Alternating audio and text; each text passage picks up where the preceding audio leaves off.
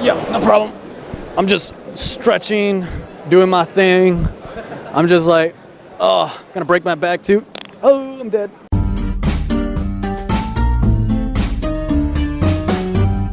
Hello, folks. I'm JR. I'm with Oni. And she's actually the friend that we just interviewed. But words are hard. English vocabulary sucks. It does. Even a linguistic goes like, you know what? The English language is really dumb. Because look, you say giraffe and not giraffe. It's GIF. Boom. Are you a GIF person or a GIF person? GIF. GIF? Yeah, it's cool. It's fine. You know, people can be wrong. All right. Now to the questions.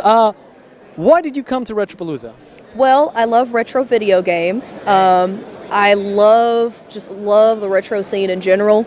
I've always been into emulation, ROMs, learning how to port things, learning how to mod things. Fuck you, YouTube. I mean, fuck you, Nintendo. Why fuck YouTube? Yeah, but that's pretty much my thing, is that. And also some of the YouTubers here, like, you know, Pixel Dan, Pat the NES Punk, you know, GameSack is here. Real quick, tell me about them, because like I don't know who they are, and just a quick summary for each one of them if you can. Like, what do they do? Well, GameSack is Joe and Dave, and they do reviews of different video games. They do retrospectives of different consoles, things like that. You know, reflect back on them, say how they felt back then, say how they feel now. Pat, you know, he does a podcast called the CU Podcast. Check it out; it's really good. Where he talks about, you know, news in the game industry and things like that. And then he also has his Pat the NES Punk channel, along with his little character on there, Frank. He's really funny. Pixel Dan, he talks about a lot of toys. He talks about a lot of things like that, like toys, action figures, wrestling, stuff like that. That's more his thing. So that's kind of like what they are. And then Gaming Historian, he was going to come, but he had to cancel at the last minute. But he, like his name says, Gaming Historian. He talks about the history of the game, history of the consoles, the industry. He talks a lot about the industry. People Or like in there. That's amazing. Yeah, I really enjoy their. Yeah, I really enjoy their content. Yeah, enjoy my content too. Yes. Yeah, like I never really got to know him. Someone told me about the Game Historian last year, and I really wanted to talk to him. But sadly, there was an interviewer going around being an anti-Semitic piece of shit. So fuck that guy, because you ruined. My. Oh yeah. He I don't know what he said, but he was interviewing the game. He was like that edgelord kind of guy. He's like, I'm gonna be offended. I'm gonna be offensive as fuck. Yeah. Yeah, that's the kind of guy he was. And he was talking to the Game Historian. He's like, so how about those Jews? And it's like. You're like, he made a Holocaust joke or something, and then Game Historian is like, yeah, I'm Jewish, and it's like backing away right now. Yeah, he was yeah, this guy's not here this year. Looks like I'm so glad he isn't. So yeah, fuck that guy. That was just like, I don't know who he was. I don't know what he was trying to promote. But you know, just a little tangent. PZA. If you're a comedian, quote unquote comedian, and your whole shtick is like, let me be offensive to everybody. It's like. You need a new job. Yeah. Yeah, we're not in that generation anymore where everything's okay. Yeah, thank you for that. Like, I hopefully I get to meet them and talk to them and see them. Like, because I've talked to I haven't talked to Boogie. I talked to Completionist, and Pro Jerry was here like 3 years ago, and I talked to him. He was really cool. His wife too. You know, he's actually local to this area. No, he actually moved to California, I believe. I was saying he was at the time. Yeah, he was. That's how I found out about this place. Yeah, it was very interesting because I've actually run into him back when he was over here at the grocery store and stuff like that. Yeah, that's hilarious. It was so weird. It's like, I'm gonna get some eggs. It's like, is that fucking Pro Jared? What the hell? I'm like, oh, look, he's getting the same things I get. Oh, he's like a real person. He puts his pants one at a time. I think sometimes people like look at YouTubers and see them as these big, you know, kind of deity-like people, and sometimes they don't like think of them like, you know, they're humans like us, you know. Oh yeah, I bet. And then they forget, like, hey, I can say whatever I want to them. It's like, no, you can. Don't be exactly. me. Yeah, that happened to me too when I met Pro Jarrett at ACOM for the very first time. And it's like I always saw him in like videos and stuff like that, and then I meet him and I'm like, huh, you're the same. I thought you were taller for some reason. And it's like, I don't know why. It's that like, it has to do something with our brains being human and sometimes dumb. You can look at someone on a video and you're like, whoa, they're like the same height as me and stuff. Yeah, it's a real shocker because like I think it's the idea of looking up to them. You know, it's like I look up to them and then it's like, huh, thought you would be taller. I like that. Yeah, but it's a really shock factor. Of course, if don't be like me and say that in their face, because like that was really weird. And also don't be like me, because you probably can see the 2 years ago interview. I was like, oh my god. I don't like using the word cringe that much, but that describes it so well. Come in a little bit closer if you can. A little bit closer. It always happens in interviews. Like, you can see some of my interviews, we're talking and then we're like walking around like this, and it's like we go all the way to the exit door and my camera's all over here, and it's like, what happened though? All right. So that was just the first question. Like, isn't that surprising? What was the first retro game you played? The first one I ever played was actually, I believe it was Super Mario Brothers 1. Yeah, Mario Brothers 1 and Mario 2. Because I grew up with a Sega Genesis in my house, a Super Nintendo, and an N64. Okay. So, you kind of guess my age there, but you know, that Mario was the first thing I played. I used to play it with my older brother, who's also here as well. I played it with my parents, my aunts. And that's amazing. It's kind of like it was a family thing. We would all play the video games and stuff like that. So yeah. That's pretty much like everybody else. Mario, Zelda, right. You know, that's the it's so simple that anybody can just pick it up and play, which is really good. Absolutely. Which I think it was Miyamoto that was his goal. It's like, I want to make games that anybody can just pick up and play.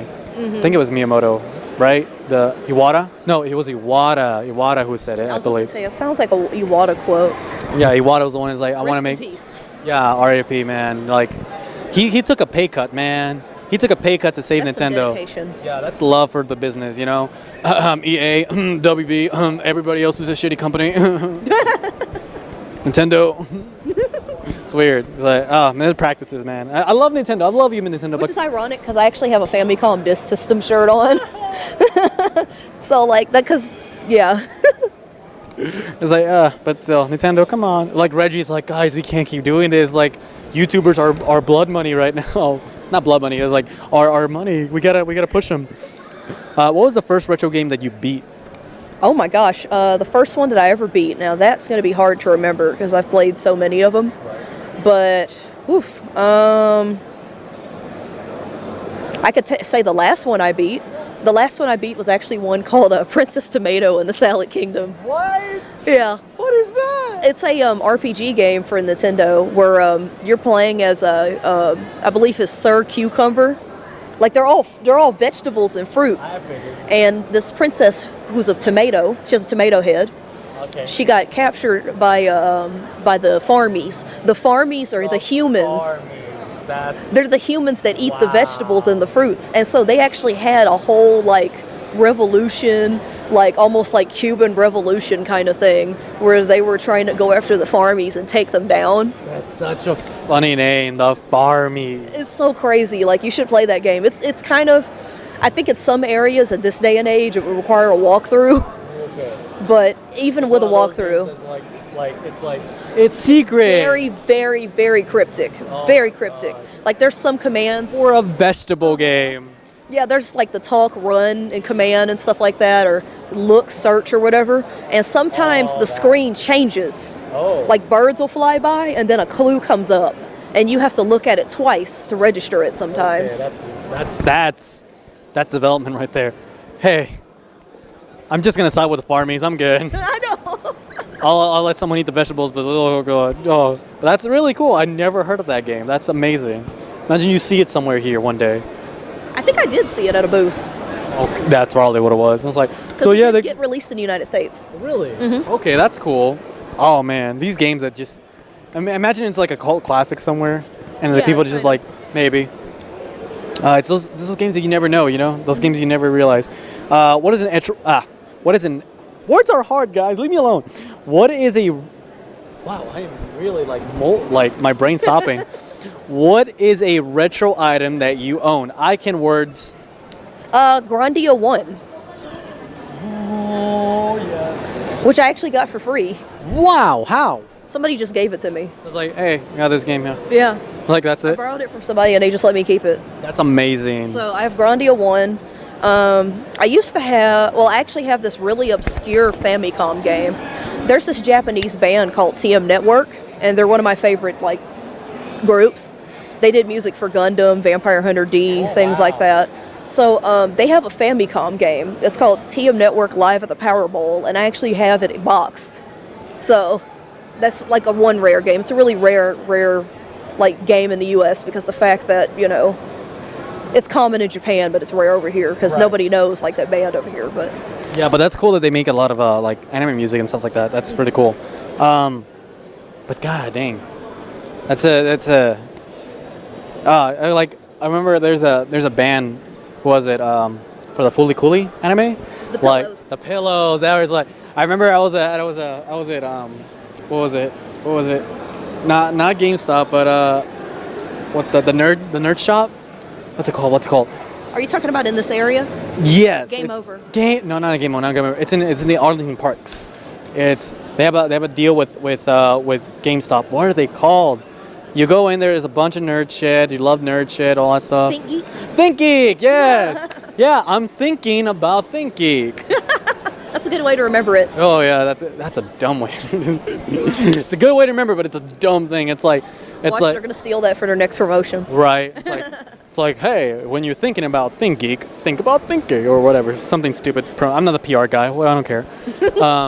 But yeah, I was in there and then song was playing. It's like, what song is this? What song is this? And it's like, hey, can you look up the song and see what it is? And it's like, and they go back and it's like, it's something called Pillows. It's like, it's the Pillows Fooly Cooly. And I'm glad they have him back for the season 2, season 3 of Fooly Cooly. I know. I was shocked that even came out. Yeah, because they were like, ooh, don't ruin it. Don't ruin it, please. Well, what is your favorite retro game? My favorite all-time favorite retro game is Castlevania 3. Which is funny because the badges, my friend was saying, was Retropalooza, you know, Castlevania theme. And Castlevania is a series that I just feel super passionate about.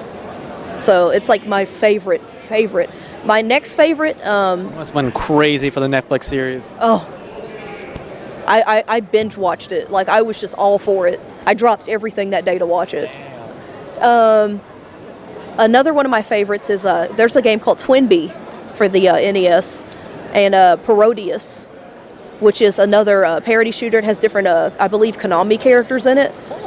So that's one of my favorites. And there's another game called Ganbare Goemon. Hashtag fuck Konami. Yes, but back when they were good. Yeah. There's another game called Ganbare Goemon, and that's another one of my favorite games, which he actually has an anime that came out in the U.S. One of the games, a Super Nintendo game, came out in the U.S. called Mystical Ninja, and that's a Ganbare Goemon game. Really? Mm-hmm. That's awesome. Look at you with all the facts and things. What about alternate facts? You got some alternate? No, none of that. Kojima actually was friends with Konami. Oh man, we see what I mean? Like we keep like, come on, look at that. We keep pushing like wow, what's going on? This effect, the world's moving, we're not moving. What other interesting facts do you know about like retro gaming or anything like that? It depends on what you want to know. Give me your favorite. The favorite thing is like that's so freaking interesting. You know, like the thing that blew your mind. Well, I mean, this is kind of common knowledge, but one of the things that really blew my mind was the fact that Castlevania, what is it called? Lords of Shadow was originally a different game, which isn't too far-fetched considering, you know, the theme of it. The way it plays as well. Yeah, but I just thought that was interesting, and I don't know if this is still a thing, but I know that the first Belmont was supposed to be Leon at one point in time, but they, like I said, changed the timeline again, so it might be something involving Lords of Shadow now, but that's not, you know, it's not originally. The creator of Castlevania is making the new game. I forgot what it was called. Was it Bloodstained? Bloodstained. Yes. Are you going to get it immediately? Yes, I am. It looks really good. That is... And what's so cool is like it's a female character, too. Like, you don't get a lot of those. And when you do, right? It's rare. Yeah. Yeah, so it's cool. And then the different ways, like you kill an enemy and it just pierces your body and like, I have a power. Another interesting fact. Did you know that there was a Castlevania arcade game? What? It was called Haunted Castle. It was really, really bad, and almost unplayable, but it is a Castlevania arcade game. Haunted, like the most basic of all basic games. It's a terrible, terrible, terrible game, but it's It's good. That's horribly amazing. It's good to know that. I mean, Yeah, but it's not like- a good game. Well, it's not a good game, but it's like the Silent Hill arcade game. It's a shooter. You know that was a thing? Yeah. It's horrible. They never treat it right. Like what I mean is like every cabinet I've seen, it just looks like shit. It just looks like shit. Like it's dirty, it's dusty. It's like they don't even take care of it. Like they know it's shit, and it's shit. There's one time where I went to go play it, and it's like the screen was like, I was like, what am I looking at? Oh god, it looks so fucking bad. It's like, it's an experience for sure. Last thing, what is something that you would like to change in our nerdy community? Scalpers. Oh, fuck you guys. Scalpers. We need to get rid of them. There is too much artificial inflation in retro gaming. We need to make it to where it's even harder for scalpers to sell to people and to rip people off. I think that there needs to be a lot more knowledgeable sellers, not just people who are there just to make a quick buck, or as they say, flip my cost. Right. You know. Also, with buyers, be aware. Do your research. Yes, please do your research. There's several good websites. Of course, there's Wikipedia. There's places like Hardcore Gaming 101 that has a lot of really good information about video games. There's a site that you can learn about bugs in video games and hidden things in video games. It's called the Cutting Room Floor. Oh, I heard of that, yeah. Yeah, it's a really good website. There's so many places that you can figure out, you know, about games, figure out how much they cost, look and see if the cartridge is a real cartridge and that you're not getting a repro. Yes, please do your research. Yeah, because like they will fuck you over. Because fuck scalpers. Because it's gonna happen with the You'll see them at the SNES con. coming out. The SNES that's already came out.